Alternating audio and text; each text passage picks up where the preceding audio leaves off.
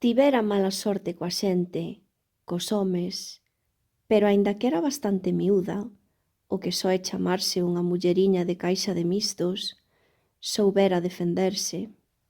Nunha ocasión, cando non tiña nin 15 anos, ía ela cara a ribeira coller aljaso para as leiras cando lle saíu ao paso Gervasio, un dexenerado dun lugar da comarca cuxo nome mellor non mencionar por non facer caer o negro baldón do oprobio sobre o resto de habitantes de alí. Este Gervasio era un destes que van cos da feira e volven cos do mercado, e logo de durmir a mona e ante a visión da moza, tan soa naquel lugar, fíxoselle a boca auga.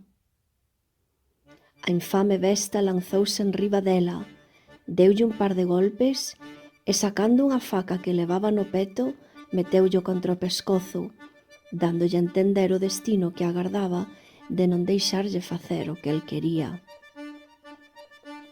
Ceferina ficou muda, o seu cerebro preso dunha mestura entre o medo e a incredulidade. Viu como miserable, seguro xa da súa vitoria, se desabrochaba o cinto e baixaba os pantalóns, mentres os seus ollos, vermellos, enchidos en sangue, brillaban como a lume dunha lareira no medio dunha noite escura.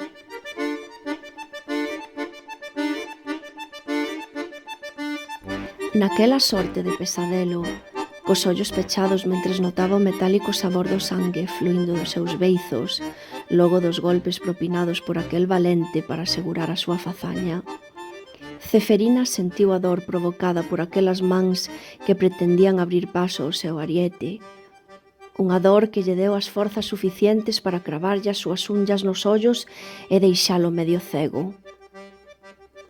Este fuxiu co rabo entre as pernas, sangrando polos ollos, buscando un alivio á súa dor e perseguido por Ceferina, a cal a rabia dera tales forzas que arrancou 2 pedras dun marco e intentou fenderlle con elas a cabeza.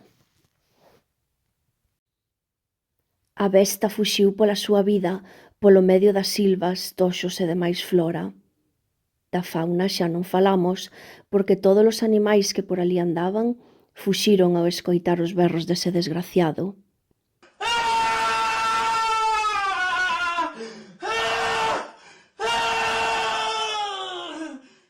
Sen tempo sequera de subir os pantalóns e gaduñando o cu e as súas partes coas silvas e toxos que nin vía ao seu paso.